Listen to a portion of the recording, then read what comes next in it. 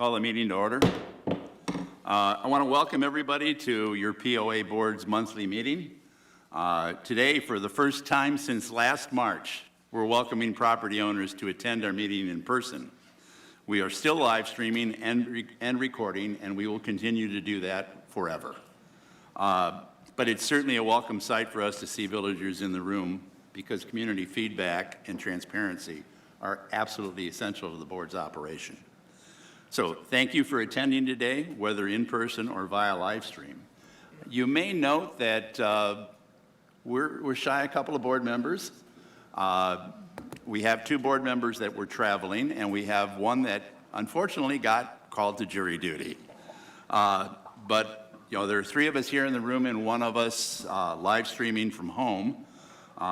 So you know, that's the lineup today. We do have a quorum of 4, so we can make decisions. As you know, since our last meeting, Governor Lee eliminated all of the restrictions that have been in place for over a year under the Tennessee Pledge.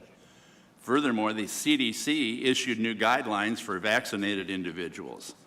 In light of these developments, this morning the board discussed fully returning to normal board operations starting with our June 16th meeting. The result is that we will return to our pre-pandemic protocols for next month's meeting, and of course we will continue to live stream and record the proceedings. You know, if you'll recall, we used to be seated much closer together, so we'll return to that. And there will be capacity in the room for about 50 people. One other item that I want to discuss is kind of a reminder. It's LUB's progress report on building the new water tank. If you'll recall, our new LUB contract calls for rate increases tied to the start of construction and at project completion. Currently, LUB's plan calls for a construction start date of September 15th. At that point, our wholesale water rate per thousand will go from $194 to $212. This will impact the average water bill in the village by about $2 per month. The plan projects project completion to be April 15th of 2022. At that point, the wholesale rate will go to $230 per thousand gallons. The second rate increase will be addressed in the upcoming board budget cycle when all POA rates and any increases are reviewed and planned. The good news for the village is that this will put our water pressure issues behind us through build-out. So with that, may I have a motion to approve the April 21st, 2021 TVPOA Board meeting minutes as presented? So moved. Marty, second? She can't. Second. Steve, will you second? For you. I second. Okay.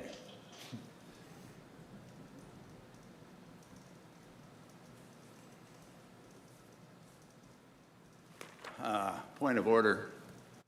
I don't have a quorum to approve the minutes because she's recused because she wasn't at the meeting. So we will bring these minutes back up in the June 16th meeting. Okay. That being said, let's move on to the next agenda item, which is approval for the 2020 financial audit. And Kevin, I turn the proceedings over to you. Thank you, Mr. President. I wanted to say that I'm happy to report to the village and to this board that we have completed the 2020 financial audit. I would like to say that the audit was certainly challenging and unusual in nature compared to previous audits, more from a staffing perspective. And obviously it ended in a very good result, which you'll hear shortly. And the hard work on both sides, to me, demonstrated a good partnership that we have with Coulter & Justice and the firm that's been with us for quite a while now.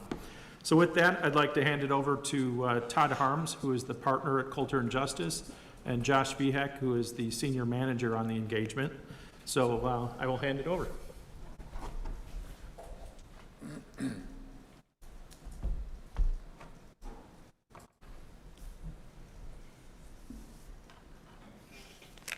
Thank you, Kevin. First, before we start, just some thank yous in order. Just Thank you for allowing us to continue to serve as the association's auditors. We appreciate it. We recognize that there's choices in the marketplace and express our appreciation for being able to do the work. Also, we want to express our thanks to Winston and Kevin and their teams for all the hard work that gets put in to get the audit done and completed.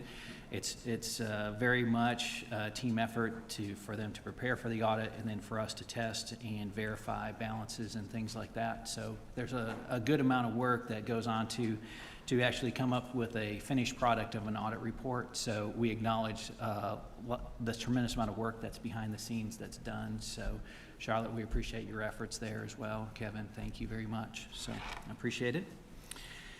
On May 13th, we met with the audit committee to go over draft financials, and we're pleased to report that the draft financials, I guess, Kevin, you'll get to that, but were approved at that, or not approved, but were recommended for approval at that point in time. The audit report has a clean opinion to it. That's what you're going for. That's what you're looking for as far as the audit opinion is concerned. And then we went over certain audit required communications with the audit committee. So for today's meeting, just like to highlight a couple of things for you that are kind of new in the audit report this year type of thing. So what you'll see is an increase in revenue over expenses of $3 million compared to in 2020 compared to 1.3 in the prior year. The main two drivers for that are PPP loan funds that were used for the appropriate purpose, and then those loans funds were forgiven and then included in income. The amount of those PPP loan funds are $1,184,000. And the other driver for the increase in revenues was increase in golf revenues due to increased number of golf rounds being played. Pandemic happened, people were glad to get outside and play golf and do that type of thing. So when you look at the financials themselves, the PPP income will be discussed in Note 12. It's fully disclosed there. Something else that's different is, if someone didn't know, we're in the 2020, we're in the middle of a pandemic. So footnote number 11 fully describes that pandemic that is there and the potential impacts on the association. So other than that, most of the other disclosures in the financials were consistent with previous years. So that's my presentation. If there's any questions, I'd be happy to answer those type of thing. But otherwise, that concludes my presentation. Okay, I need a motion to accept the 2020 audit report delivered by Culture and Justice PC and recommended by the TVPOA Audit Committee. I make the motion, Rick. Steve? I'll second. Marty seconds.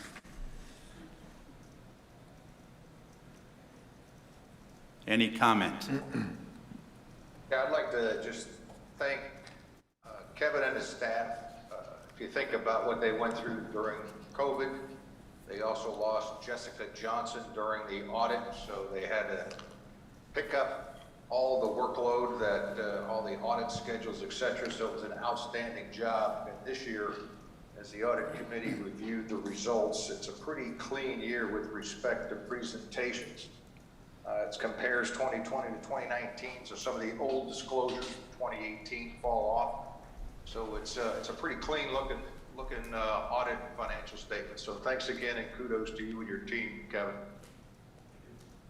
Yeah, I certainly reiterate that you had a bit of a challenge this year.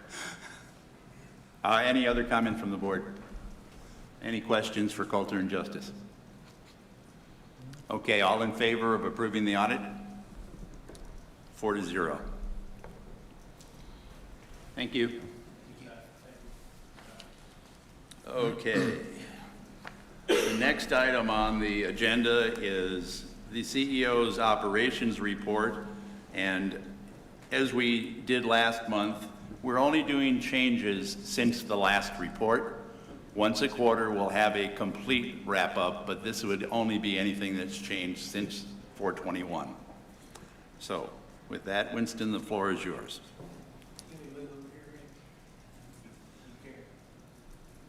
Works for me. I don't like you sitting behind me anyway. I have backup today. I'll keep this as brief as possible. First off, COVID restrictions, Teleco Village, basically by June 1st, all operations will have lifted any COVID restrictions. This applies to face coverings, capacity limits, distancing, etc. You all are very aware of the changes that have come down over the last 30 days from the governor and state and CDC. So I'll not belabor that point, but as Rick mentioned earlier on, we are returning to normal rapidly. Next topic is our online liquor sales. The website is up and operational. It has been tested, performed wonderfully. We anticipate opening by June 1st. And Mitzi, I'm going to give you this opportunity to give your first commercial for our online liquor sales.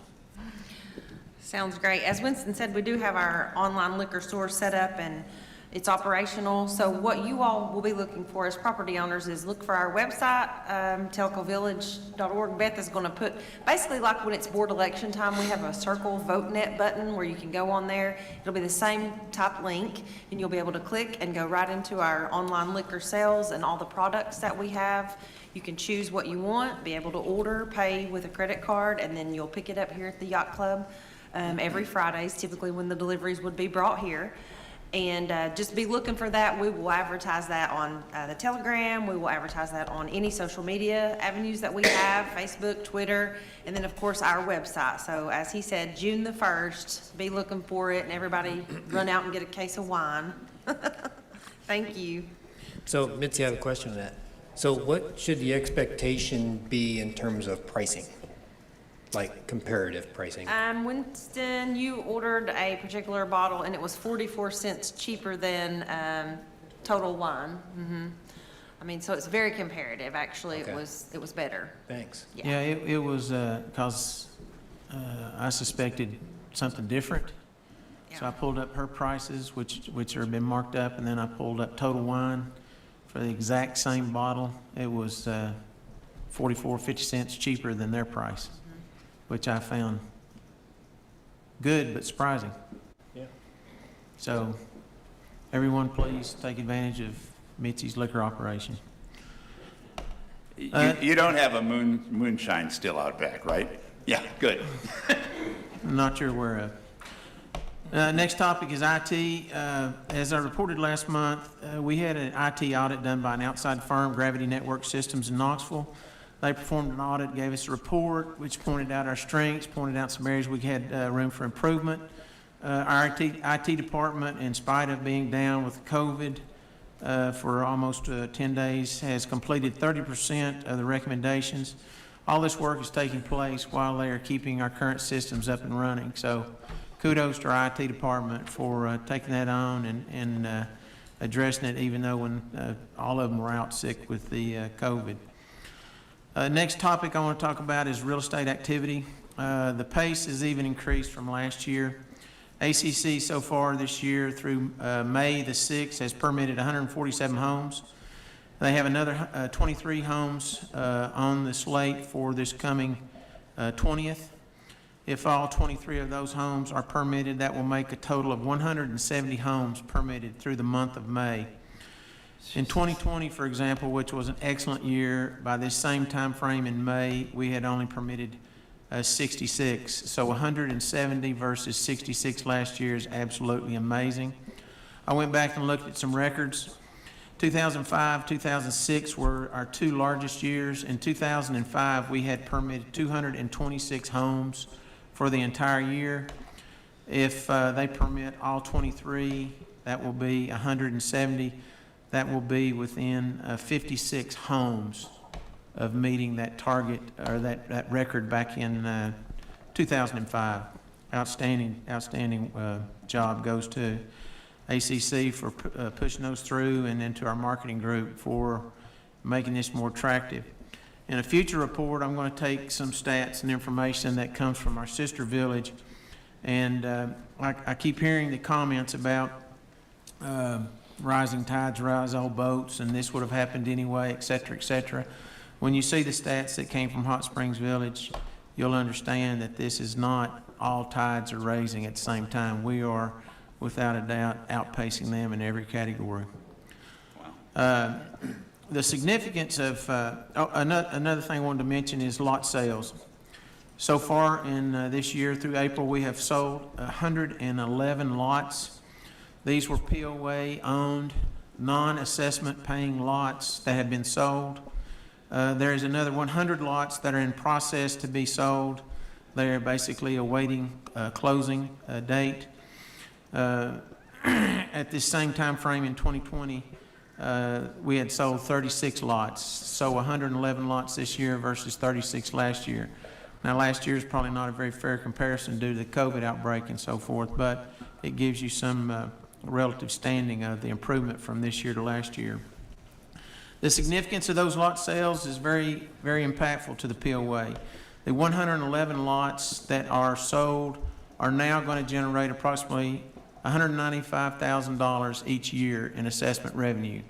That's just assessment revenue. That's not anything to do with rec revenue, golf revenue, and any other user fee areas, so forth and so on. The additional 100 lots that are in process to be closed, that would be another $176,000 when those close. So in total, by the time that Beth is through with her lot sales for this year, if she does nothing else, she will have raised over $370,000 in additional assessment revenue for the POA operations. Golf is also running at a faster pace than it did in 2020. They are 10,000 rounds ahead of budget, 7,000 rounds better than last year. Last year to this year is a bit of apples and oranges comparison in sense because Chris Sykes and the golf team had to restrict and limit play to a high degree during the months of March and April. But still 10,000 rounds is an exceptional number. Also on the merchandise sales, running very strong through April, sales of 113,000 versus a budget of 81. So it's safe to say that the golf team is continuing where they left off last year and is running full speed ahead. One concern we do have in golf is our golf carts. Our existing carts are not holding up to the demands of current play at this level. Our new carts are being delayed due to supply chain issues, and it is our hope and belief that we will have these in time by the member guest tournament sometime in June. And we need those carts in here desperately. Just a brief update on operations from the standpoint of COVID illness. 3 weeks ago in operations, we had an outbreak of COVID. I was one of the lucky ones, and 9 other employees, both all contracted COVID.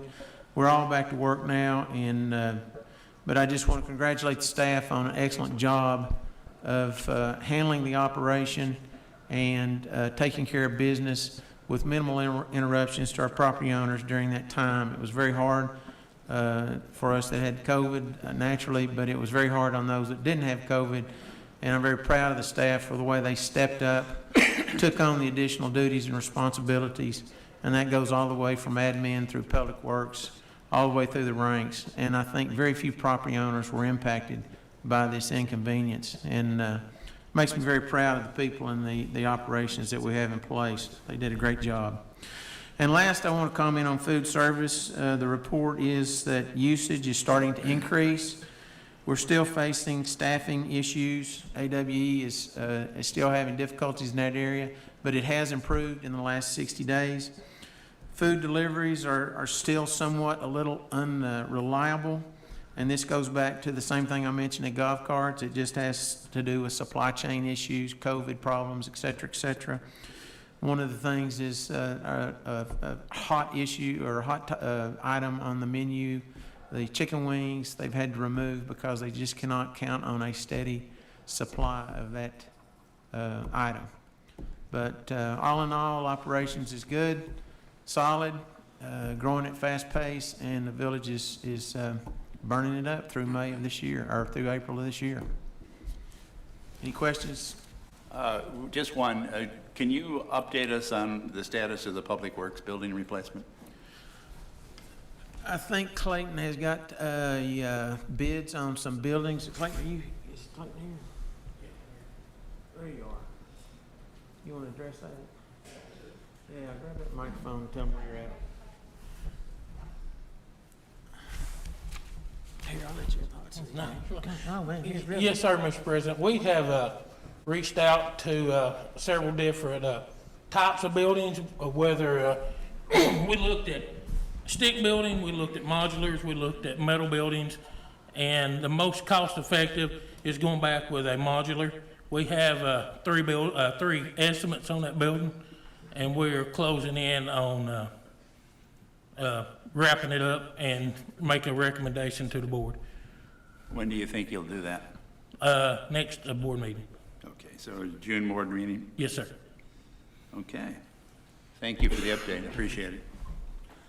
Does anybody have any questions for Winston? I do. Steve, go. Hey, Winston, with the escalating amount of lot sales and house permits, I know we've got something in the budget for a sewer and water study, but any concerns about capacities to handle this influx sooner versus later, both sewer and water demand? Steve, I have not addressed that with Clayton and the team on that concern. I pulled these numbers together. They were a little eye-opening. That's a good question. And I'll have that for you in the next report, because that is a good avenue that needs to be studied before, or sooner rather than later. Okay, and then the follow-up question deals with food service. You know, one of my favorite things to read is Nextdoor. If you were to read Nextdoor, there are some significant issues from some property owners with regard to service level, food quality. I know Mitzi was supposed to be getting a group together of property owners to discuss ways to provide feedback and get improvements at the AWE restaurants. What's the progress of that? I'll answer that, Steve. We're pretty much ready to pull the trigger now that Andy has released all the COVID, restrictions here. We actually have people lined up, and he's spoken to them, and what we've tried to do is get representatives from large clubs, such as an HOA representative, a New Villager representative, and just try to get all avenues of the village covered. So we're pretty much ready to pull the trigger on that, and I'll just check with Andy and see if we can't get something scheduled. And in the meantime, all the Nextdoor comments and feedback that we get, Beth and she monitors that for us, and so we get those sent out to the food service operations as well. So we've made sure to share everything with each location, that it portrays to, so that they're very much aware and can, take care of it. Okay, so you're saying you're gonna have a group meeting soon? Yes, I'll get with Andy after this meeting and see if we can't get something scheduled, within the next week or so. Yeah, because he's got the people ready, we just need to pull the trigger on it.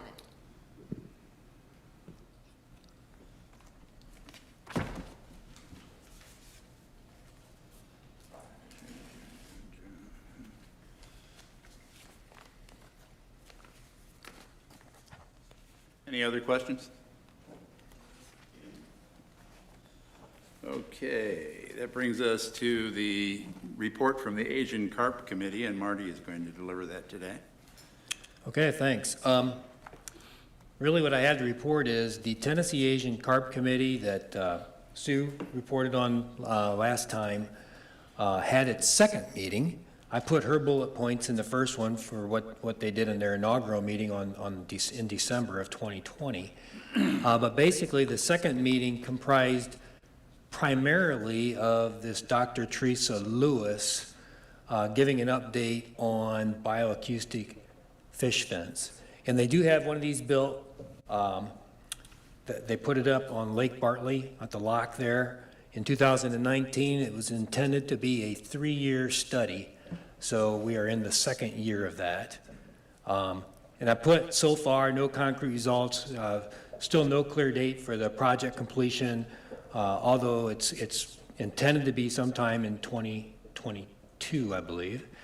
And it really hasn't answered the question of what is the most effective type of barrier, but all that stuff's supposed to be coming out of this study.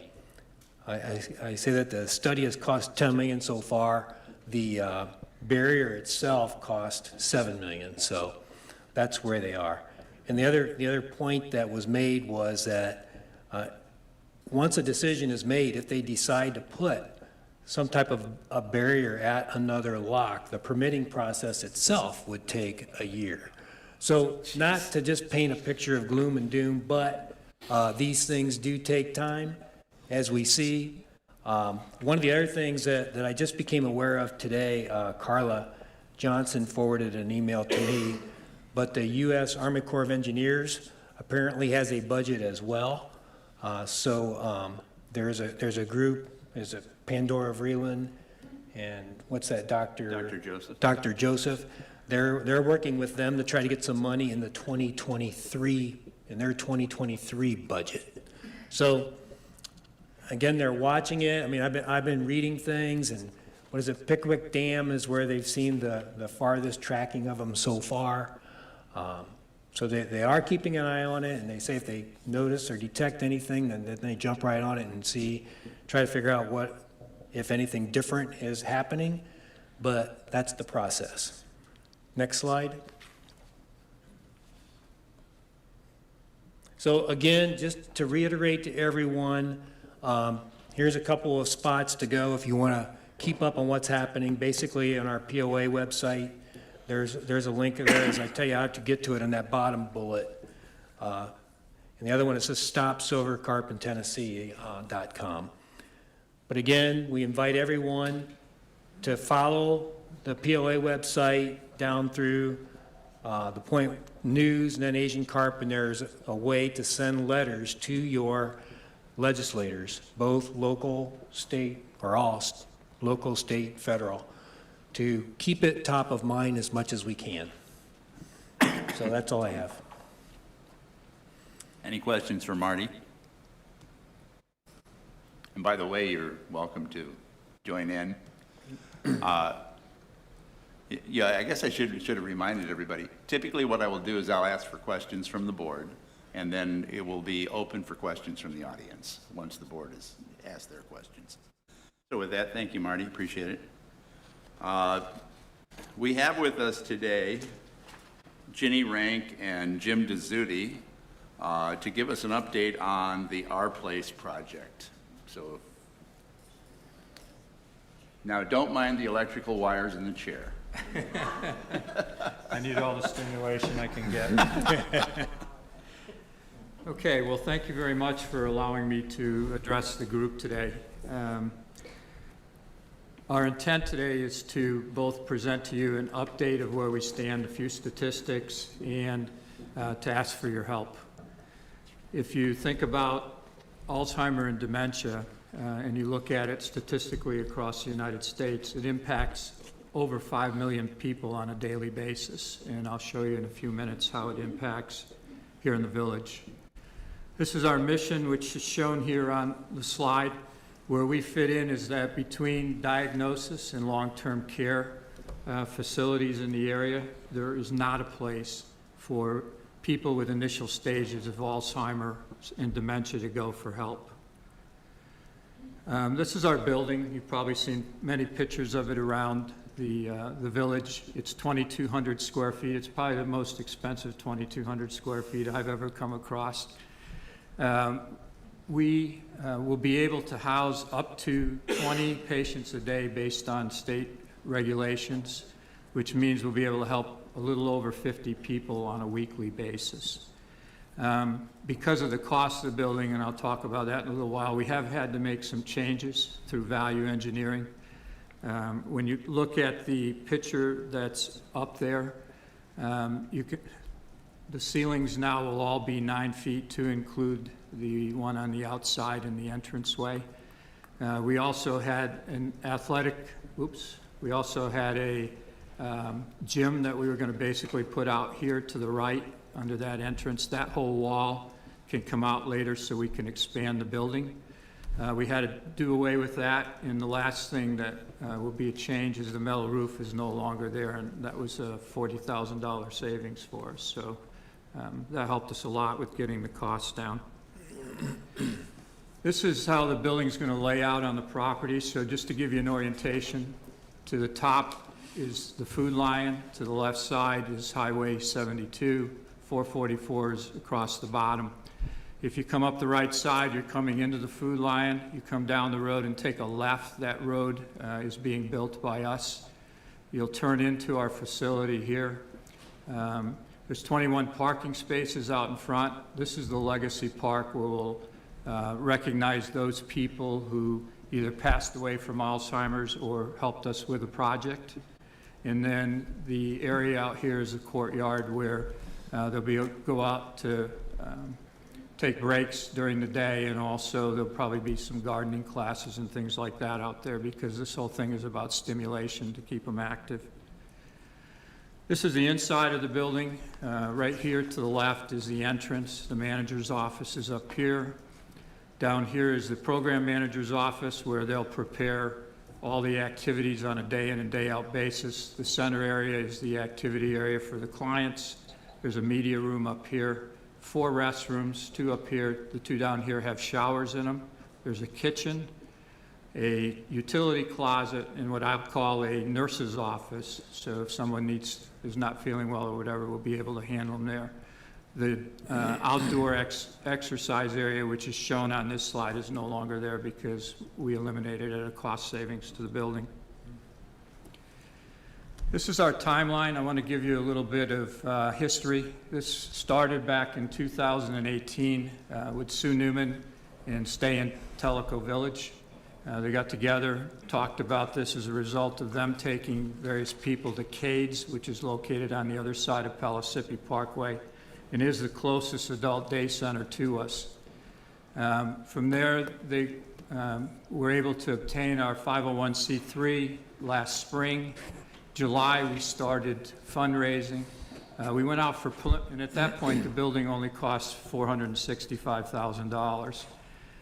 We went out for bids on preliminary plans back in July. We had 9 contractors bid. The bids came in from $500,000 to $950,000. Based on that, we narrowed it down to 3 contractors. Those 3 contractors that went out to bid on February 5th. On March 5th, they came back to us. After they picked me up off the floor, the first bid came in at $914, and I said, oh, wow, that's the high bid for the day. Well, the last bid came in at $965. All 3 were in $900,000 range. As a result of a lot of work in contract engineering, we have it down to, or value engineering, we have it down to $753,000 right now. So that's a big change. The contractor we selected is Wilson, who is out of Athens. A lot has happened in the last 24 hours. We have a signed contract from them, which we'll present to the board tomorrow, my board, for approval. In the meantime, we're working with the ACC. Their meeting is June 3rd. They have all the information I believe they need to make a decision on anything else that may need to be done. And we've been working with First National Bank out of Crossville. And again, yesterday, after a lot of negotiations, we were given a letter of intent, which we'll get once we have the contract approved. Then the contract with the bank will be approved for $400,000, which is all the financing that we're going to need to build the building. So we have that part of the exercise done. We have a groundbreaking scheduled on June 15th on the property at 10 a.m. You all should get invitations for that. We plan to hire the staff in September and the program manager. We have obtained temporary office facilities in First Baptist Church. They've also given us a classroom where we'll be able to conduct our training and interviewing for clients that will come into the building. We'll hire the 3 part-timers that will be the staff in November and start training them in December, as well as volunteers. And we have over 30 volunteers right now on our list that are willing to help us once we open our facility. And we continue to recruit for that every place we go. In January, the contract says that they're to be complete with construction by the 20th. Everybody cross your fingers and say your prayers, because things are tough out there right now. We hope to move into the building the end of January, beginning of February, and open our doors sometime around the end of February. So it's been a fast-paced exercise, but we're moving ahead steady. Just to give you some statistics for here locally. When you look at everything that's going on around here in statistics, there's over 23,000 seniors in both Loudoun and Monroe County. When you break that down on a Loudoun County only, Loudoun County has the highest senior population in the state of Tennessee at 26.4%, and that breaks out to a little over 7,200 people. How Alzheimer's and dementia impacts that is that the American Alzheimer's Association states that 15% of the people over the age of 65 come down with this disease. And the rate doubles every 5 years. So when you look at the chart, it assumes 20%. Well, that rate is very low compared to what it actually is, which means a low estimate is that there's close to 4,800 people out in our community that are impacted by Alzheimer's and dementia. When you think about that from a caregiver perspective, that means there's another 4,800 people out there that are affected 24 hours a day, 7 days a week by this disease. And what's really scary about that is, again, statistics are from the American Alzheimer's Association. 25% of the caregivers will pass away before the patient, and the average length of time a patient has this disease is 8 to 20 years. Because of the stress related to the care and also the stress related to the financial side that's associated with this disease. This basically shows our programs and what we'll be teaching there. Again, stimulation slows everything down, and the more we can keep the patient active, the better we'll be in the long run. There'll be art programs, music programs, there'll be a lot of celebrations of birthdays and things like that as we go along. This really has evolved into a community support program. When you look at it, we have all 4 churches that related to the village involved. We have 2 out of Loudoun County.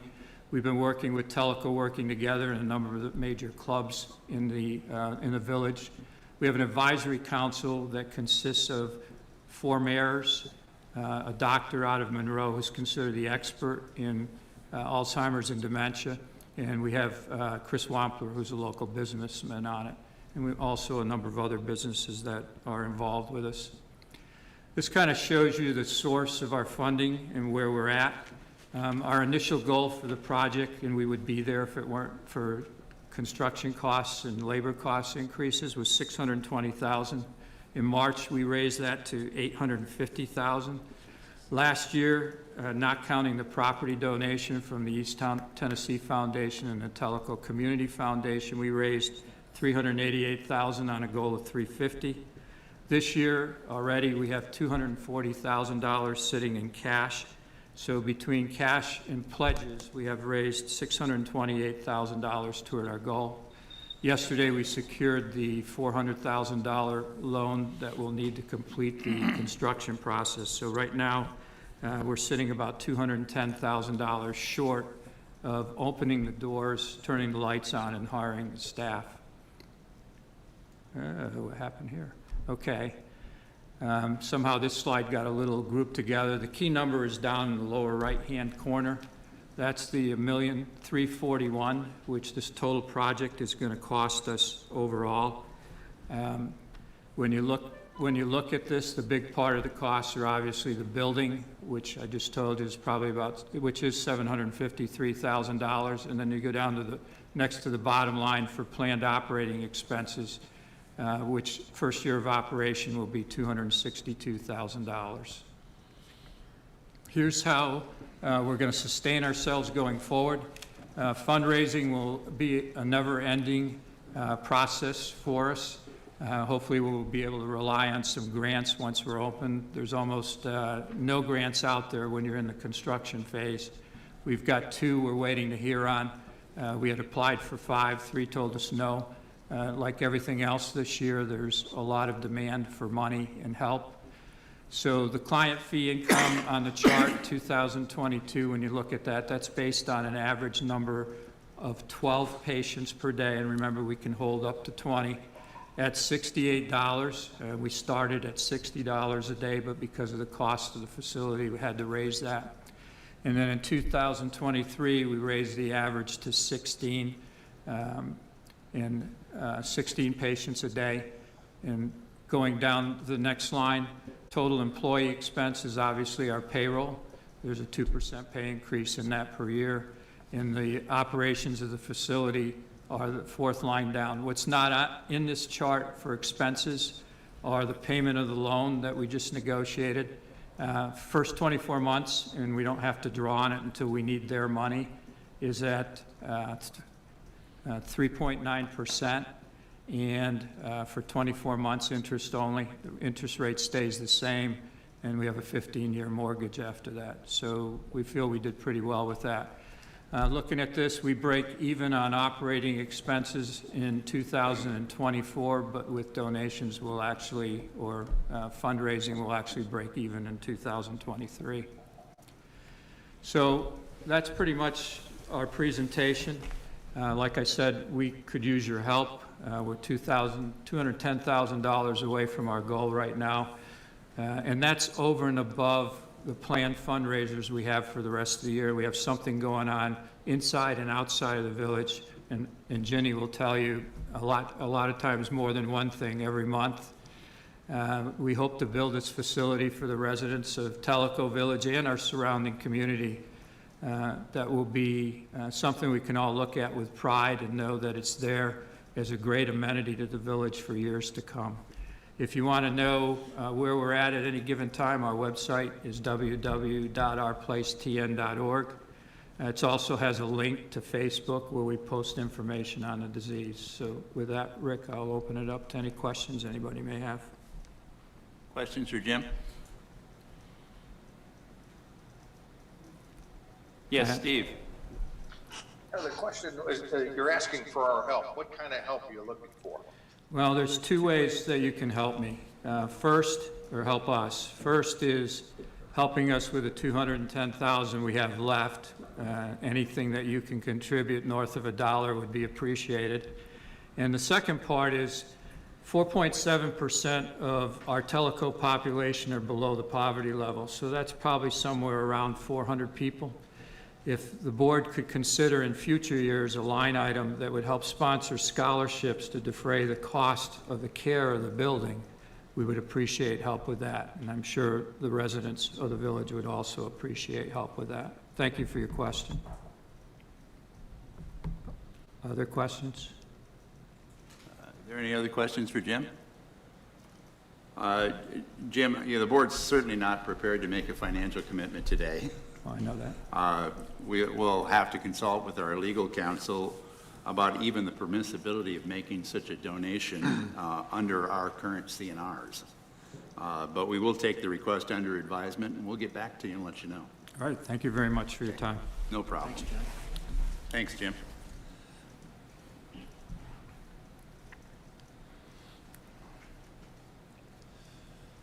Okay, so that brings us to Advisory Committee Liaison Reports, and the first one is the Timeless Teleco Naming Rights Inventory.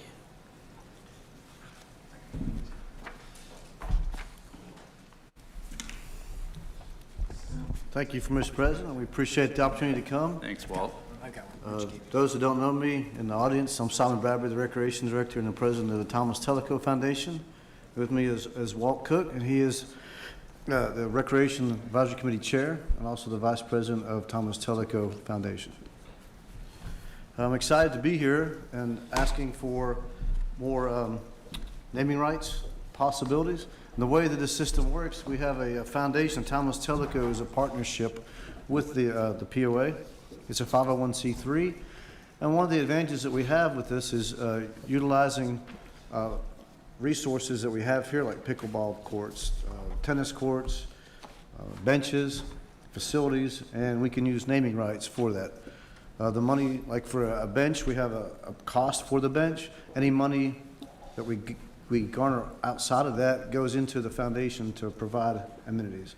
And that's a really good resource to have. And part of this is with the partnership and memorandum of understanding, it's on POA property. So the board has every right and wants to look at what's going on and how are we doing this. So when we do the naming rights, we had initial, that's what's showing up there, that was initially approved.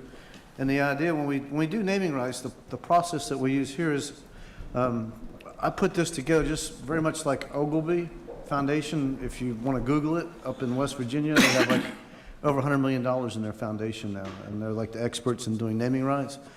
But we also had Kegler come in and talk to us and take a look at all our facilities and give us some ideas of how we should do things. And from there, we're also, as a foundation, we're part of the National Association of Parks Foundation, and I've got 60-odd other folks across the country that do the similar kind of work, some of the different stages. We're at like maybe round 2 of a 12-round fight right now with our foundation. Some are like way up, making lots of money. So whenever we come up with like naming rights, questions like, how do you come up with that? Well, one is we see what's everybody else doing. And I put out there to all my folks, this is what we're looking at, what do you think? There is no hard and fast for anywhere that you go. One person may get X amount of dollars for a stadium. You may have a tennis court that's worth this in this area. So what we did with the initial one is put the feelers out and see how things work. We spent probably 2 months tearing this apart and look at how much should we charge for this? What duration should we charge? What do they get for that? The plaque, everything, all that goes in a lot of close scrutiny before we take it to the board. So with that, we started out with, like for example, we have benches here. Last place I was at, we had benches for $2,500. We tried here for $5,000, and my first thought was, that's kind of high. We sold 3 of them just like that. Those were popular here. So, but you may go to another community, they won't make quite that much. So with that in mind, so the first slide is the already approved items. And the second one, I'm gonna turn this over to Walt now. This is for our new items. Before you go on that first inventory list, how much of that has already been sold? 3 of the total 7 benches. There's 2 more pending. One of the pickleball individual courts. The flagpole's almost done. And hiking trails, well, if we consider the Jim Lilly Trail. That'll be the last one, the paved walking The trail. paved walking trail. And the hiking trails are still open. Okay. What we put forth to you last month was new items for approval with special look going towards the pickleplex. We're looking at the pickleball courts, the pickleball pod, the court backdrop, and the entire complex, and then individual courts. And the reason for this was we were getting ready. The pickleball committee has done fairly well with their individuals. They want to raise the percentage of the individuals that have donated, but I think people are in kind of a wait and see attitude right now.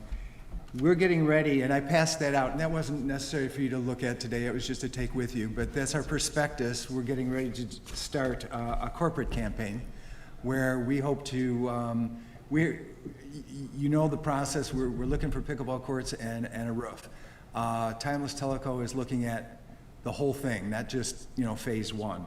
And so we're getting ready to go out. We needed this in front of you so that you could take a look at it and approve it so that we can turn loose and go out there and see what we can get. When you look at this, it was, keep in mind, individuals is a 15-year, corporations or companies are a 7-year. You can look at this and say, how the heck did you come up with, these kind of figures and what have you? And I have to tell you, there's a lot of debate with the TTF board, back and forth. And I'd really like to, when you look at this, these are amenities within the village that you need to approve. But I'd like a little tongue-in-cheek on the amounts, because after fighting this out, I mean, we're shooting in the air, don't know. Just like Simon said a moment ago, in Pigeon Forge, they were selling benches for $2,500. We came right out of the gate with $5,000.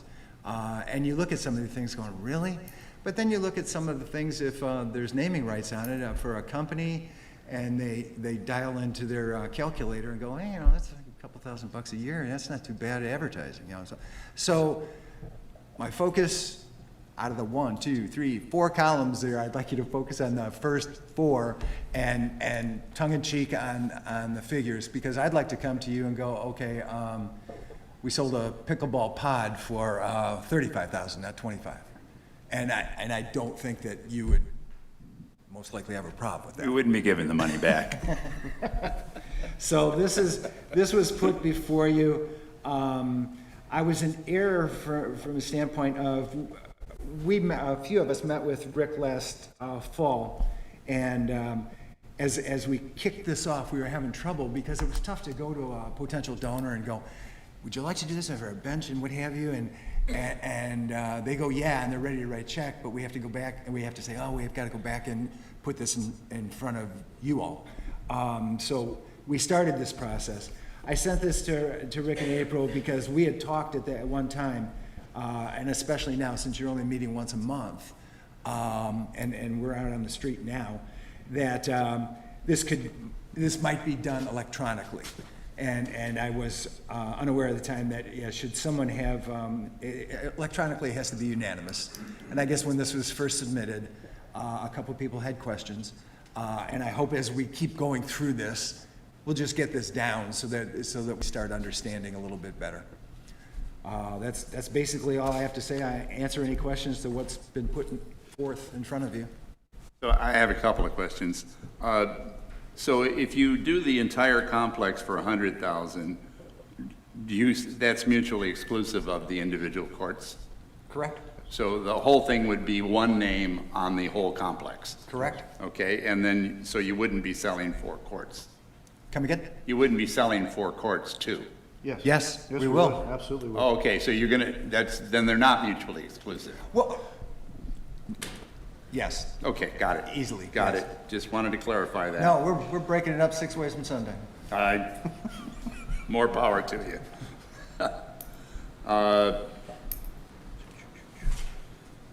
That answered my other question too. Is there any other questions for Walt and Simon? No? Steve, you're shaking your head. Is that no, you don't have a question? I do not have a question. I'm waiting for the motion to approve. That's coming. So I need a motion to approve the timeless Teleco proposal for additional naming rights inventory as presented today to the board. So moved. Steve moves. Second.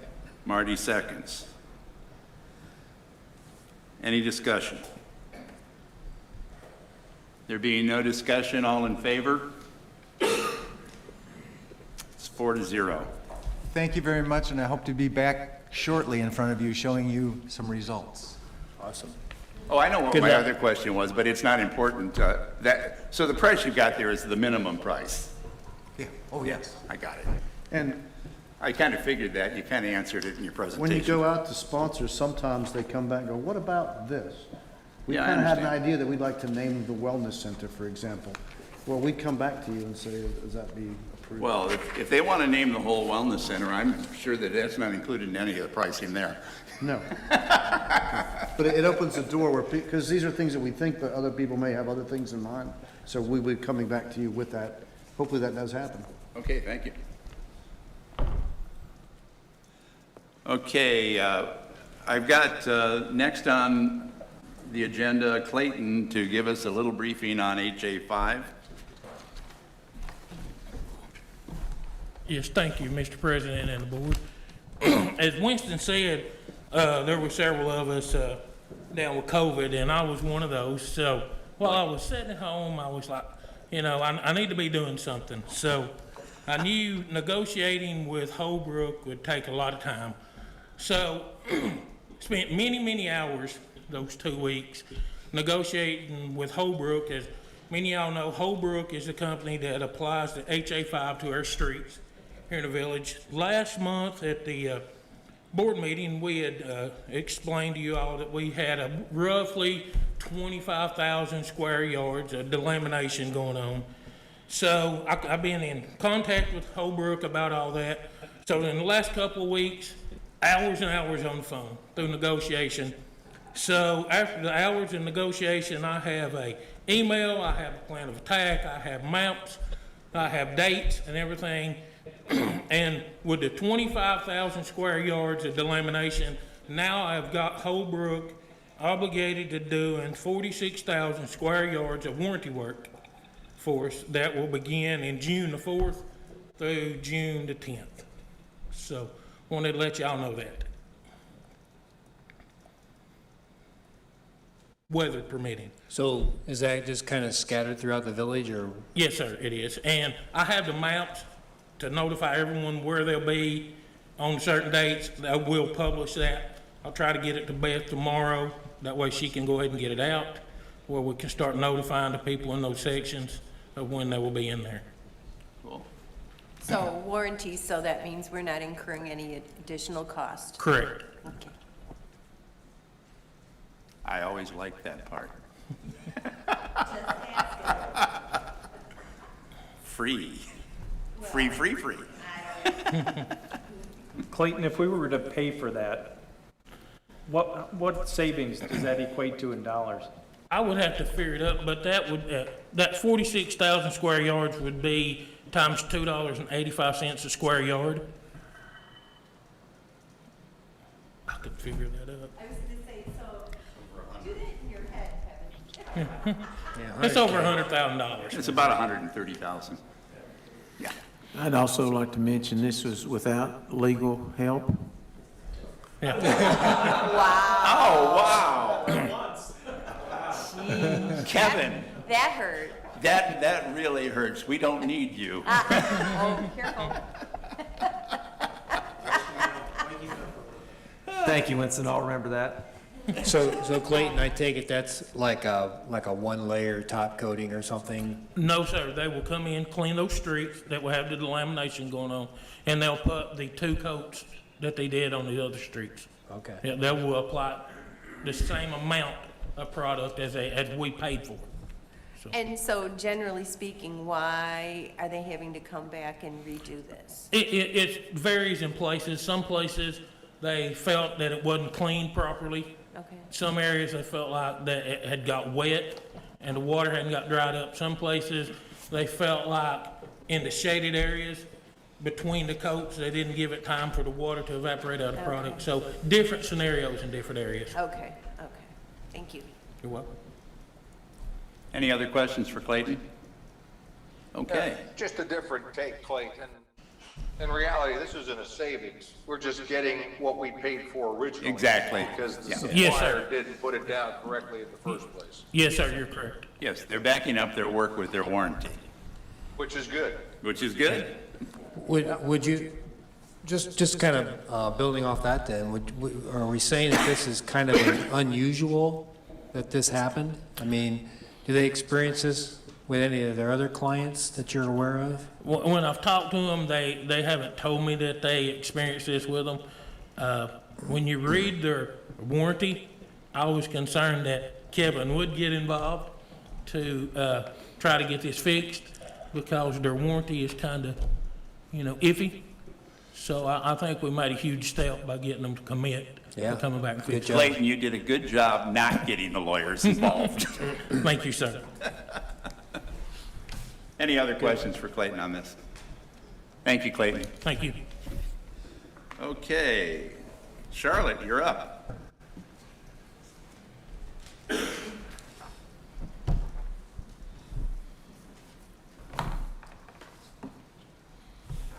Okay. Mr. President, Board, I'll go over the financial results of April. I'll talk about the year-to-date non-financials first. Assessed lots, 6,472. POA lots sold, 111, and as we mentioned earlier, there's 100 additional lots pending. Collections, suspended accounts, collectibles suspended. We're keeping a good track on that. The team is working really well, our AR and legal team, on keeping that down, bad debt down. Total paying lots, 6,345. And headcount, we're currently looking for to fill 5 positions. One is the accounting manager's position, water and sewer, TOQA golf maintenance, rec, and 1 position in public works. With respect to public works, property transfers, 400, new home permits, 126, as mentioned. After tomorrow, there may be as many as 170 year-to-date. Miscellaneous permits, 94, and tank installations increasing as well. With respect to water, we're going into irrigation season. That is going up. Golf is also doing exceptionally well. We had a good year last year, even better this year with 10,000 over budgeted rounds. We were also asked to add memberships for the unlimited. So we have individual, 2-person household, and Twilight listed as well. Docks, it says 98.8%, but it actually is 100%. That was just a transition at the end of the month. There is a long waiting list. RV, close to 100%. Clayton's group continues to clean up that area and expand the lot area as well. Charlotte, you mentioned that there's a long waiting list for docks. Do you recall how many people are on it? No, I can get that for you, though. Yeah, thanks. I have a question for Clayton on the RV storage lot. Is that new lot open and available yet? The expansion?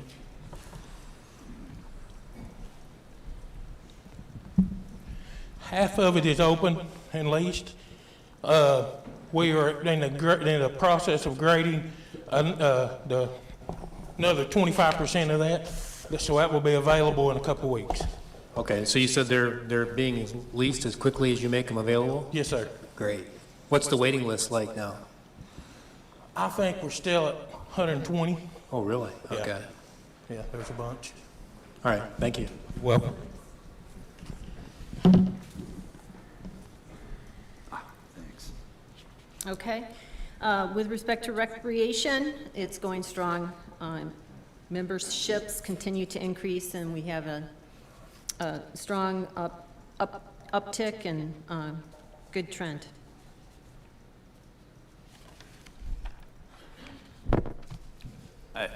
I was just given the number of open slips, so you don't have to give that to me. Basically, it looks like we've got 98 people on the waiting list in Loudoun County and 13 over in Kahidi. Thanks. Okay, here's the revenue and expenses year-to-date. We're going strong. Revenue is 7.8 million, expenses 6.55, net income 1.2 million, which is 2.2 million over budget.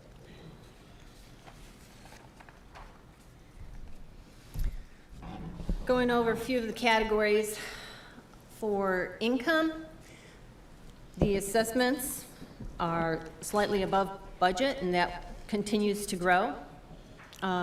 Late fees, the shortfall in revenue is offset by the bad debt expense. And once again, as mentioned, golf revenue is over budget due to a very strong year. Also, golf merchandise is up. Adam had a very successful demo day in April. Recreation membership is over budget. We're told next Monday they're opening everything. Tugaloo's going to be opening, and also the Wellness Center roof is done thanks to Clayton's group working on the soffits and gutters. The tank revenue is favorable with 21 jobs closed. There's a favorable variance with respect to ACC permits. As mentioned, we have 126 permits versus the budget of 48. That's offset by miscellaneous permits, which are slightly under budget. The other revenue variance is favorable due to administrative service fees related to property transfers, and that's offset slightly by interest income. Going down to expenses. Next slide, please. Oh, this is the trend for revenue and expenses. Next. Okay. Maintenance. There's many projects going on and purchases to be made. We're under budget with respect to the cost, but there's a lot in the queue. $83,000 related to signage and post replacements. That has been ordered. 71,000 wet well coating and equipment maintenance. We're waiting on the installation of the bypass pits. 33,000 for street maintenance. We're starting that next week. 11,500 for concrete pad and walls we're currently working on. There's a contingency of road saw, energy projects in process. 42,000 related to chemical building, flooring, and painting that's ongoing. We also have dock maintenance of 20,000. We're starting the RFQ next week. Anchor replacement of 55,000. We'll install that when the docks are installed in September. We have security upgrades of 9,000 in process. Also, Tanasi Kadihidi lighting program, 20,000, and there's 50,000 related to Choto Road repair on the south end. That's currently in litigation. With respect to operating supplies, that's favorable against budget. Water and sewer revenue is favorable against budget. And then with respect to other, that is mostly related to the sale of lots, 217,000. And then a list of many other expenses that are under budget. Charlotte, I have a question, and I'm looking at the graph. It shows budgeted expenses for May to be peaking. That's not actually going to happen, is it? Is that the road program? Yes, Rick, that is the HA5, and Clayton and I talked about that. That'll end up starting like the beginning of June. Yeah, because the project hasn't come to the board. Correct. You know, So- and it's not in today's stuff either. So that's, you know, we won't experience that spike this month. We'll probably experience it in July, right? Correct. And we've already talked about, Got it. because it's not far away, next year's budget, to try to gate some of these things a little more realistically. I like it. Sorry to interrupt. No, you're fine. Question? Steve? Yeah, how much of the $800,000 in maintenance won't get done because it's too late in the year, we didn't get a good enough start on it? Clayton? Or Winston, one of the two. You know, Steve, I could talk to a lot of it. Clayton has on his board, in his office, a lot of projects that are kind of in the works. We've got the purchasing manager trying to work through that with Clayton's team. We've got a good example is the water and sewer studies. Those are, you know, starting to get in the works. We've been waiting on the bypass pit. Once that's done, we can do, you know, there's other projects that kind of lead off of that. A lot of their stuff is kind of more capital in nature with some equipment.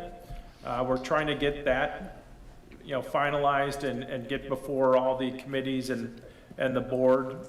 I think we're probably like a month or so behind, but Clayton has a plan, I think by like the September timeframe to be right back where we should be on maintenance. So we won't be looking at a lot of carry forward then? That's not our intent, no. Okay. And Clayton, I don't know if you have anything to add to that? Steve had just asked about that $800,000 maintenance. As far as the pavement preservation and the paving, that still is planned to happen this year. Yeah, I'm just talking about, you're running 56% behind your planned maintenance spend. So the question is, are you gonna catch it all up, or are you gonna not catch it all up? Yes, sir, we will catch that up. Good. Thank you. Yeah, because some of that stuff was carryover from last year when we went into COVID cash preservation. So, okay. Next slide. Okay, here's the golf rounds report, and it's by course. It's up across the board, Tokwa, Tanasi, Kahiti. Doing very well. Next slide. Golf rounds, guest rounds, the same, doing exceptionally well with over budget by 1,000.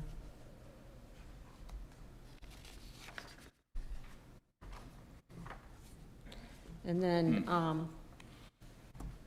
Look at the prior year, 1,700. the total consolidated, as mentioned previously, over budget by almost 10,000 rounds. And it's divided pretty much evenly between the 3 courses. Yeah, it's interesting. We had this conversation at lunch, Marty and I and a couple of other people. We're seeing much higher levels of guest play, even than last year. I mean, we're up 1,700 rounds from last year in guest play. Presents another set of issues. But remember, on a yield perspective, those guest rounds are I outstanding. understand the balancing act. Yeah, I so got it. we were talking about it from a perspective of availability for members, Yeah. because the courses are packed. And I'm surprised Chris isn't here to speak to the general wear on the courses. Yeah, that's a lot of play. Yeah. And he's keeping them, to his credit, he's keeping them very well maintained. Yes. Well, I just think maybe the general question for Chris kind of leads back to what Rick was saying. You know, we're seeing a huge step up in guest round play. How is that, or is that impacting course availability for residents? Because the tee sheets are full. I can hear you, Chris. Okay, well, compared to last year, you got to remember we're in the beginnings and the midst of COVID, and we were having very little guest play at this point in time last year. Oh, that's a good point. As we had to limit availability, go to 10-minute intervals in the solo card days, and we are closely monitoring the impact of member play, and we're actually in the process of making some adjustments to better accommodate our member demand. So we're trying to navigate this as we go, because these are historic times, and the rounds are far exceeding our expectations. Yeah, this is an April report, so the world was pretty much shut down last April. That is correct. Yeah. Okay. Okay, final slide. Household memberships trending upward, as well as individual memberships. Simon's doing a really good job there. Any questions? Any questions for Charlotte? Anybody in the audience have any questions for Charlotte? Okay, we'll move along. Okay, on the CFO report of current activities, as we mentioned earlier, and you heard from Coulter and Justice, we did finish the annual audit. That full audit report will get posted out on various websites. So I will work with Beth and the communication committee to get that out to all the folks. Winston mentioned earlier, village growth continues at an extremely fast pace. Active home builds reaching record levels. POA lot sales on pace to set records as well. And then we talked a little bit about, on the public works side, the purchasing manager, myself, and Public Works, we're working with Clayton and his team to evaluate additional supplier alternatives to tanks. We're starting to see some slowdown in availability, and the last thing we want to do is have our inventory fall behind the expected demand. So I'd like to have a safety stock and kind of make sure that the Public Works team has the capacity to keep pace with the ongoing demands, because it doesn't seem like it's slowing at all. So I think one vendor on our existing tanks, we'll order 26 tanks and get 12. So that gets a little concerning. So we're evaluating multiple vendors to try to bring in some alternatives to the village. I'm working with the PSAC and the POA Public Works staff to develop what we're calling kind of safety inspections around the village. There's a lot of I'll call them special interest groups in the village that may be asked to help organize or remove old storage items, which may create fire or safety concerns. This came up in several of our insurance rebid visits by the insurance adjusters. We like to save, and I won't call it hoarding, but save items, and a lot of times we put them right in front of a fire exit or electrical closet. So we just need to kind of get on a regular schedule of making sure that we maintain the storage areas and mechanical areas of the village in good working order. So we'll work through a kind of a schedule, and then again, I'll work with Beth to make sure that gets posted and all the groups know when and where they need to clean things out. And then, as was mentioned earlier, the administrative office had a few weeks of COVID-related absences. The staff that did come in took a lot of extra precautions with ops and cleaning, and the folks are getting back to work and in good health. So special thanks to the folks who worked additionally to kind of keep things moving. Okay, next slide. Moving on to funding requests. Right now, there's a few to bring before the board. 3 of them relate to golf, since we were just talking about that. The first one is for Tenasseee Greens mowers. It's for 2 mowers. The manager is Wells, and obviously Chris Sykes. It is a budgeted expenditure of $80,000. The requested amount is $88,609. The source of funds would be from operating cash. This was approved by both the Golf Advisory Committee, and then on May 14th, the Finance Advisory Committee also made the recommendation to move forward. The justification is the current units are 2013 models with over 3,000 hours. We did validate with the USGA on the recommended hours on a greens mower. It came up in our Finance Advisory Committee, the question of whether or not we are getting full, maximum usage out of a lot of our equipment. And in fact, as you would expect, we tend to push the envelope a little bit beyond and try to get as much out of our machines as possible. The existing ones will be repurposed into T-mowers, and then the existing T-mowers will serve as emergency backup. The bid is the low bid from Greenville Turf. So the request from the board will be to approve the purchase and funding of Tenasseee Greens mowers out of operating cash. So I need a motion to approve the capital expenditure of $88,609 from operating cash for replacement of the. There being no discussion, all in favor? 4-0. Thank you. Well, let's hope this second request goes as well, because it is exactly the same request, except it is for Kahiti. Okay, so I need a motion to approve the capital expenditure of $88,609 from operating cash for replacement of the Kahiti green mowers. So moved. Steve, Yep. Sue. Discussion. There being no discussion, all in favor? 4-0. Thank you. Next slide, please.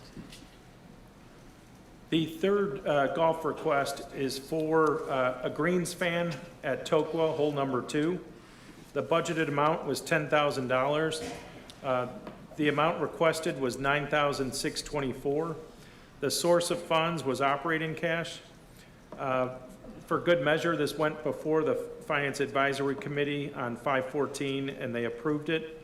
It's for the replacement unit for 3 fans that currently support green number 2. The new fan is a variable frequency drive, so the golf team can dial up or dial down the fan depending on if there's events going on or neighbors needing to have the decibels lowered. The existing 3 fans are more than 10 years old and will be utilized as backup. Chris, I'll talk to you about hoarding and getting rid of some of this stuff, but the GAC also recommended that. And this is a sole source bid from Sub Air Turf Breeze for $9,624. No board action is required. It was within budget and within the CEO's approval authority. And again, we've got all the documentation and approvals in the admin office. So I have a question on that one. So Yes. we're replacing them primarily then because of noise level? Because it sounds like they're still operational. Chris, are you on? Just a replacement program, Marty, and this is a better option and proved to be a far more viable option with the replacement of the fans at the putting green at Toka last year. So the new variable frequency drive fan is much more quiet and efficient and effective. So, you know, the 3 existing fans on hole 2 are in excess of 10 years old, so they require a lot of repair and maintenance. So we'll probably more than likely just part them out and cannibalize them. For example, a new fan motor is $600 and a new oscillator motor is $650 per fan. So we go through quite a few of those a year, and this new fan will be much more sturdy. And again, all our existing fans are in excess of 10 years old. Okay, so there is expense tied to these to keep them going that we're offsetting. Okay, thanks. Okay, next slide. This next request was brought before the board in I believe, the previous board meeting. It was explained what was involved in the project. The board requested that Clayton and my group get back and talk about the installation costs that were also tied in with the new proposed wave attenuator at the basin. They did do that. The installation cost is included in the estimate. The request would be for a new wave attenuator. Total cost includes delivery and installation. Wave Eater would be the general contractor.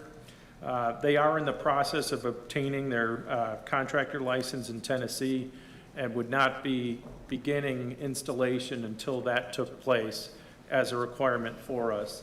Even though I want to note that that vendor is doing other work in the state of Tennessee, but because we insisted on that, they're going to comply with our wishes and get their license. It's just a matter of, I think, paying a fee and going before the Tennessee Department of Revenue. Chad Johnson's the manager on this. The budgeted amount was set at $220,000. The requested amount is $233,865. The budgeted source of funds would be out of the R&M reserve. Again, this did receive Marine Advisory approval, and it did receive the Finance Advisory Committee approval as well. There were competitive bids. This is kind of interesting that the system that is being proposed, which we talked about in the last meeting, is really kind of an anchored chain of almost barrels. Carla Johnson had mentioned that, I believe in Carmel, Indiana, or wherever she boated previously, she kind of worked with Clayton and his team to pick out a non-obtrusive color of those barrels. So everything's been pretty well scoped out. Right now, it's getting very difficult to get vendors. This Miko Sullivan was another system of wave attenuators, but they basically will ship you the components, but there's no one to install that. So that's why it was difficult to get this on an apples to apples basis. They feel very comfortable that the wave eater will properly attenuate the basin, not be obtrusive to the, the photo opportunities outside with the yacht club. And so their proposal is to seek approval for the capital project for the wave eater attenuator and installation and delivery, funding from the R&M reserve. Okay, I need a motion to approve the capital expenditure of $233,865 from the R&M reserve fund for the purchase and installation of a new wave attenuator at the Yacht Club Basin. Sue, second. I'll second. Marty? Discussion? I have a question. What color did we pick? I believe it's a neutral color of blue. I don't know if it's Michigan blue. That hides a little bit in the... Well, as long as it's not Notre Dame blue. Clayton, do you know the exact Pantone color of the... No, I don't know the exact name of the blue, but Carla and the committee felt like it would blend in with the lake and go So away. it's kind of the color of the water in the lake. Yes, sir. And I think... Which is teal. And the way Chad described it to me as well, there's still going to be safety buoys per, obviously the rules of, boating regulation. Yes. In the waterway, so. And the existing one stays put, correct? We're not touching anything or Yes. talking about the old Right. attenuator. And then- No, sir. I know it doesn't have to do with this, but what about Tenasseee Basin? Clayton, can you address what's going on with Tenasseee? What is your question about Tenasseee Basin? Well, wasn't that part of the The wave inspection? attenuator there? Yeah, Yeah, there is some repairs to be done on that, and we have RFQs out trying to find someone to make those repairs. all right, so that one we're gonna repair, and this Yes. one's gotta be a new one. All Yes, right. sir. Okay, any other questions from the board? Yes, Steve? Kevin, did PSAC approve this?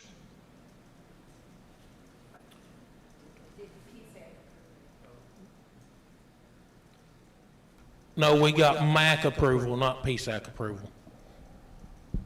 And why did you skip PSAC?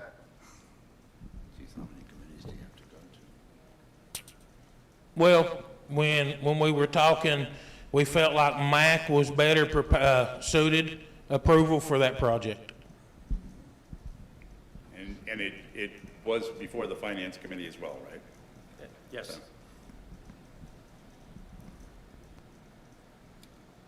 Okay, any other questions anywhere? Well, so, just to be clear then, so we don't need PSAC approval on this? That's I'd a like to judgment see it. call. Frankly, the Marine Advisory Committee was established to address issues like this in our marinas. Just want to be sure. Well, that's kind of my opinion. I'm sure there's other opinions, but, it's kind of a question of how many committees do we need to go through just to get something done? Yeah, I'm not sure, that's why I'm asking the question. Yeah, I understand it. It's not a bad question. And the way I understand, this is really not a fixed structure in the way that the old existing attenuator is.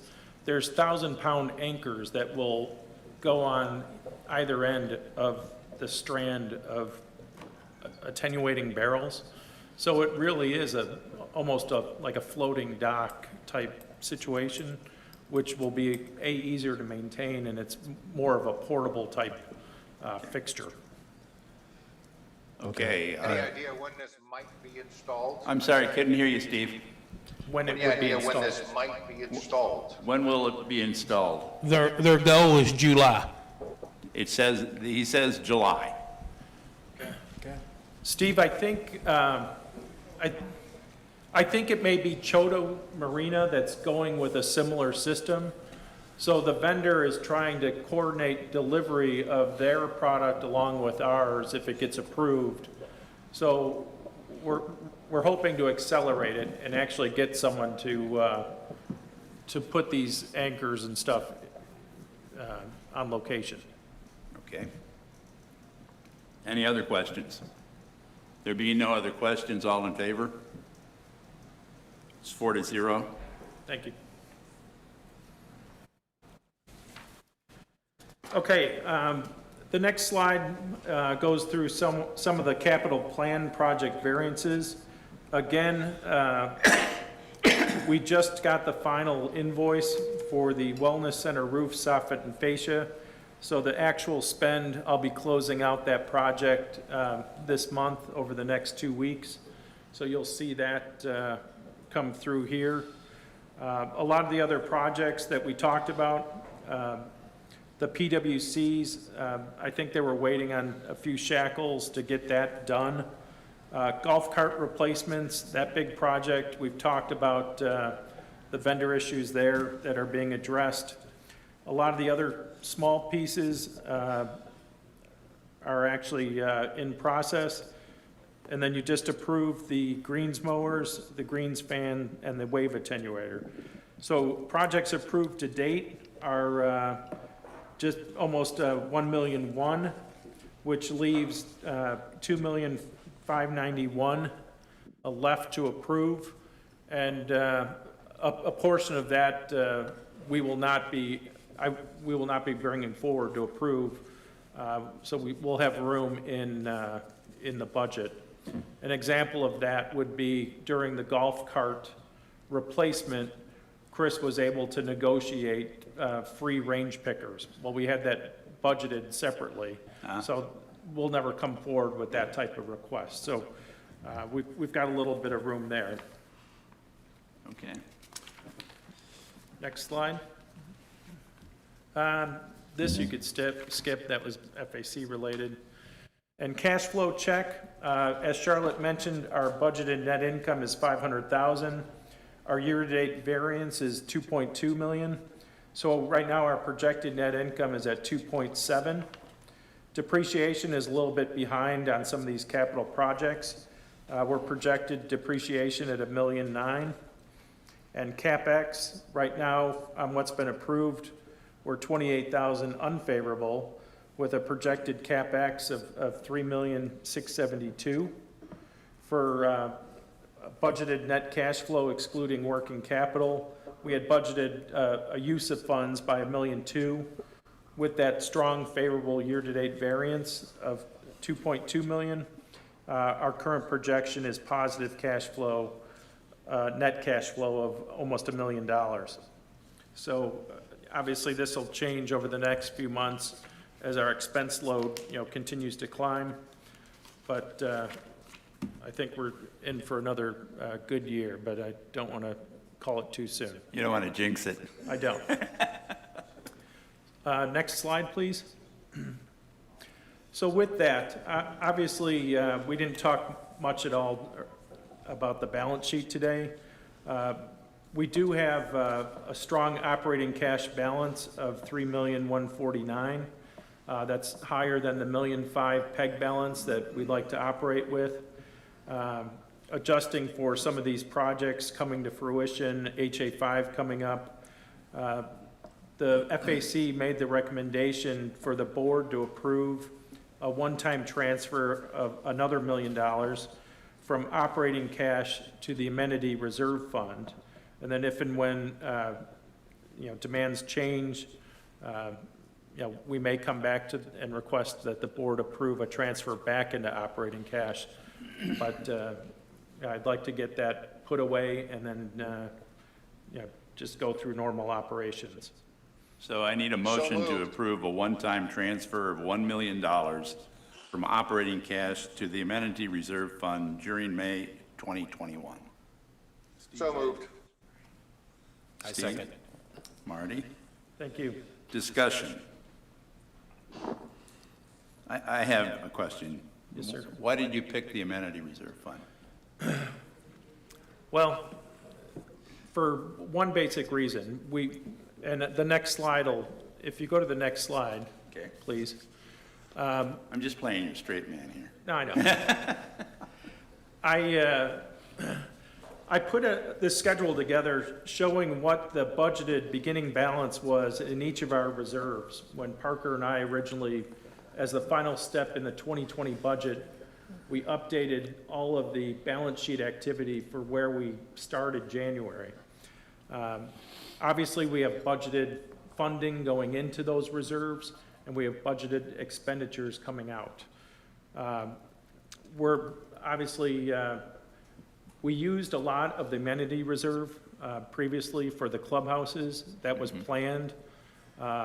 So that, in my opinion, it is a reserve fund that is on the low side. You know, I think some of the discussions around the village future needs will probably be around amenity type expenditures. So that is why I chose the reserve, amenity fund to house that. I did lay out for the board, if you remember a few months back, we moved $1.5 million, and that was broken between the R&M reserve fund for $1 million and the amenity reserve for $500,000. So with this approved $1 million, we've now transferred an additional $2.5 million out of operating cash back into the reserves. And our original budget really was flat with building up the reserves. And I think consistent with what this board has communicated all along, it's really our goal to replenish those reserves. Next slide, please. With that in mind, I laid out a projected cash and reserve balance for the remainder of 2021, as well as the full 10-year projection. So you'll see the additional cash/reserves, the incremental $3.3 million that we flowed into 2021 will continue and stay, barring any, adjustments, will stay within the reserves. So as we go through the reserve study, we go through asset management and lay out a long-term plan for what our reserve needs are. We had so far used roughly $9 million as our kind of targeted balance. We were originally budgeted to hit that around 2024. We will hit that, barring, holding all things equal, we will hit that in 2022. So at least 2 years accelerated on our long-range planning, which I think is, a fantastic pace to keep. And, obviously as the year progresses, if it holds up to be as strong, I will most likely come back to the board and request more transfers out of operating cash. Okay. So what do you attribute that to, Kevin? Well, I'll tell you some ideas at the bar after the meeting, but And that, by the way, is where all important decisions are made. no, in all seriousness, I think it comes down to a couple things. I really don't think, we started out slow like we normally do with projects. I know Jeff Gagley loved to get out of the gates and get all this stuff purchased, and we wanted to kind of see how the year, just like last year, how it was shaping up with, I'll call it the COVID recovery. But we never said, hey, Clayton, don't do these projects. We wanted to make sure that things were getting properly maintained, make sure the important things, can we go a month without a mower? Yes, we can. So we're trying to hit the right, like we're doing a lot more contracting, which has slowed down some of the process. but it's a good thing. We're getting a little more formal in our vendor selection, in our pricing. So that'll normalize, and we'll get better at doing that faster. And Clayton, you know, to his credit, he and his folks, I think they're starting to wear the hat of, hey, is there a better way for us to do stuff than what we've done in the past? Can we do it smarter? Can we do it cheaper? And a better value for the village? And I think that is starting to pay dividends. And Kevin, don't forget the accelerated pace of permits for new houses and POA lot sales. And Yes. more assessment dollars coming in is a big kicker on the acceleration of cash. Yes, but again, with that, I'll quote my Parker Owen, with growth comes an increase in cost. So, you know, especially as we go into the budgeting for next year, we need to kind of balance those cost-saving opportunities with that growth to try to manage the spend. Thank you for reminding us of a critical Parkerism.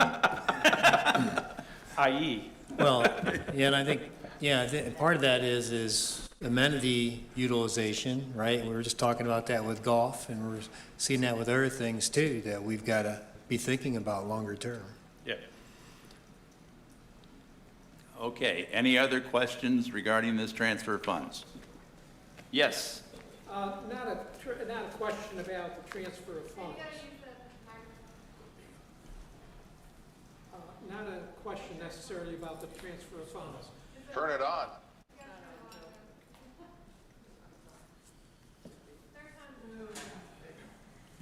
Not necessarily a question about the transfer of funds, but what is the village's current debt load? current debt load, it's unchanged from where it was. It is unchanged. We paid off the Wellness Center. Wellness Center last year. So $2.2 million. the biggest component is our capital lease obligation, which is the TRDA. That's still a to-do with my friend, Mr. Winston Blazer, and I over there, to try to work through options to extinguish that. And then long-term debt is about 2.2 million. So right now, it's come down about 240,000 with payment of principal. Other questions? Is there anything from outside? Okay. I was going to say, we didn't vote. I know that. We're in the discussion, we're in the discussion phase. Oh, we're not going to adjourn. We got The more. bar's not open yet, for God's sakes. We got more.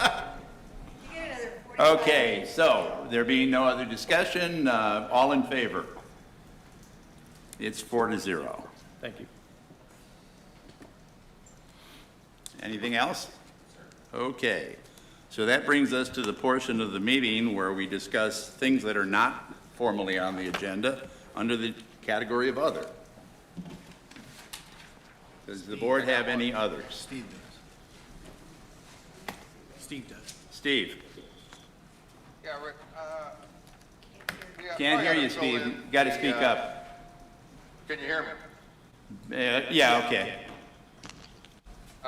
We probably ought to fill in the property owners with our discussion we had this morning on the relationship between the POA and Timeless Teleco and the Pickleplex project, what the status is, who's doing what phases, who's paying for what, so we're all transparent on what's going on. Well, go for it. Well, since you've been involved with the meetings, I thought you'd be the appropriate person to bring everybody up to speed on phase 1, 2, and 3, and where we stand with regard to moving our first shovel of dirt.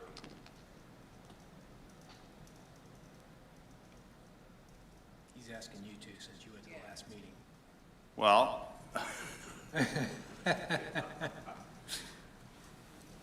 okay, I was at the last meeting between the pickleball folks, Timeless Teleco, Public Works, and the architect. And the architect came in with a lot of questions, which he got the answers to. Without those answers, he was not in a position to do final specifications for the project, nor was he in a position to actually even provide construction drawings. He now has all of that. We're expecting him to get back. Clayton, what was it, within a week? I am meeting with him Tuesday, Okay, so he said hopefully he can have plans done next week. okay. And I So, believe, I'm sorry to interrupt, but I believe Walt said that he's attending that meeting as well. Is that correct? well, you're always welcome, Walt. At that point, you know, the decisions basically are put it out for bid for contractor and start the project, period.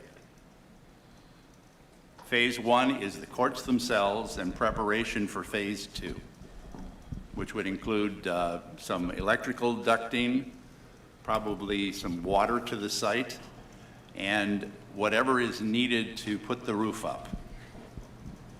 So, And So- then you may want to talk about phase 3 is a pavilion? Phase 3, in the original plan for the village, there was a pavilion that included restroom facilities. And frankly, that's out quite a ways. Now, if there is a phase 3 to this project, to try to pull it forward in timing, that would be something in the future.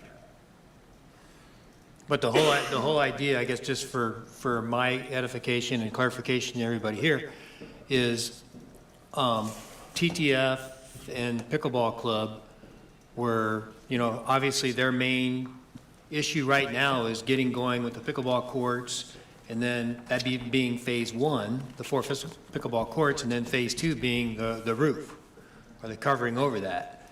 And so what we have now is a phase 3 to eventually be done whenever, but in order to start phase 1, we got to know how it's all going to look and how it's all going to fit together. So with that, which we should have then Tuesday, as long as everybody is in agreement that that's going to be workable, then we can go out and start getting bids for phase 1, right, Clayton? I'm looking at you, but that's just kind of repeating what Rick said too. We will go, when we get everything from the architect, we will go to PSAC for approval. Then they can go out for bid. All right. So we can start putting together a timeline then after we've got a completed drawing. Yeah, from my perspective, PSAC's involvement will be, they'll look at the specs, and then it goes to bid. I mean, what else is there? Yeah, and to be clear, the funding of the phase 1 is coming from timeless Teleco. It's not coming from POA assessments. That's absolutely correct. And for phase 2 as well. And at the meeting last week, I asked Walt a very direct question: does he have all the money he needs for phase 1? And he told me that he would very shortly. Yeah, because a lot of it's going to depend on what Because the it's bid is. not all there yet. Well, and what the bid is. Here's something in a bit here. Okay.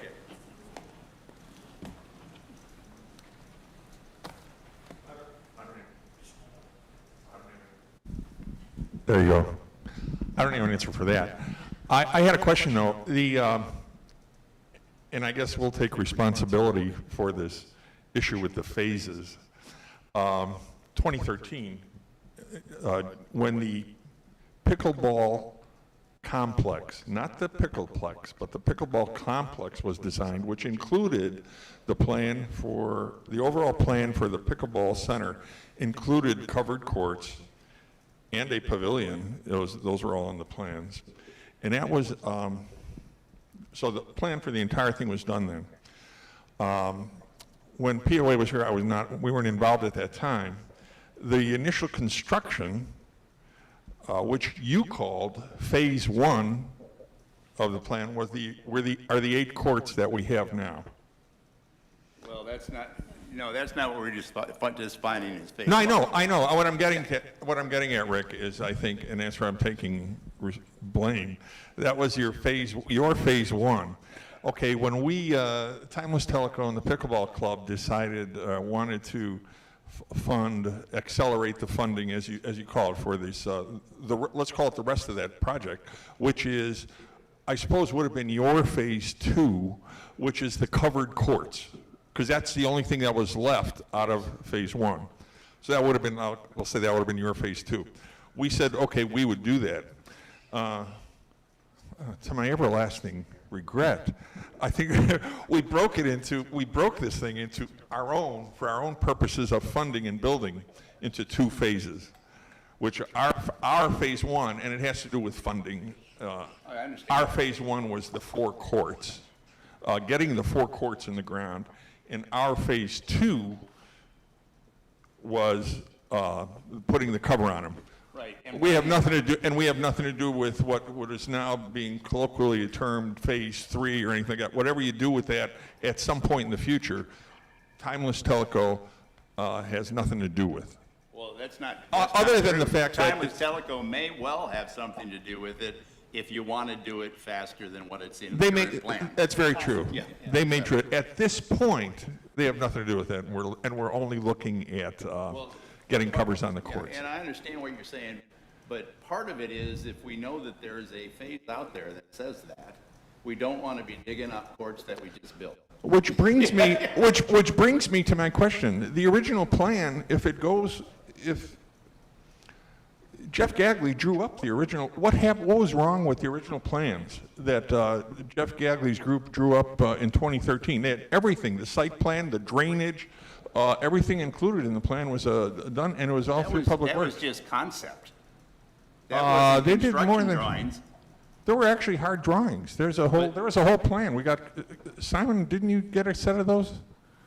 Clayton, there were actually construction drawings from 2013. Not that I've seen.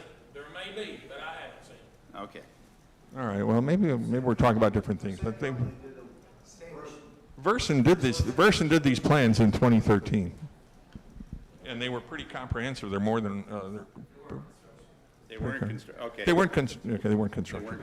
All right. I just wanted to apologize. This discussion on the You phases. don't have to apologize. I'm fine. It seems like there's been a lot of confusion on all of a sudden we own phase 3 and we don't. We just want to I want to reiterate, for our purposes, and I want to go back to the funding and I'll call it the control of this project. We want to get this thing. It's important to get the bid out there. We have a tournament scheduled already in the fall, and for funding purposes, it's immeasurable that people see something happening. So whatever can be done in that regard. And Walt and I have had this conversation. Timeless Teleco is not a construction agency. By no means. It's a fundraising agency, and that's exactly how their charter is designed. The POA Public Works Group will manage the project because in the final analysis, when it's done, we will assume control of the asset and be responsible for its going forward maintenance. So, yeah, that's our only interest in this, is to make sure it's done right. Well, I would hope your interest would be to help it along. This is going to be a substantial asset that we are working our tails off to fund and to bring to the village. I know, I donated to you. So, Rich, I just want to say that we hear you, and Yeah. that's exactly what Clayton's, he's meeting Tuesday, and we're just going to keep things moving as quickly as we can then, but we still have to make sure we hit all the steps. Appreciate that very, very much.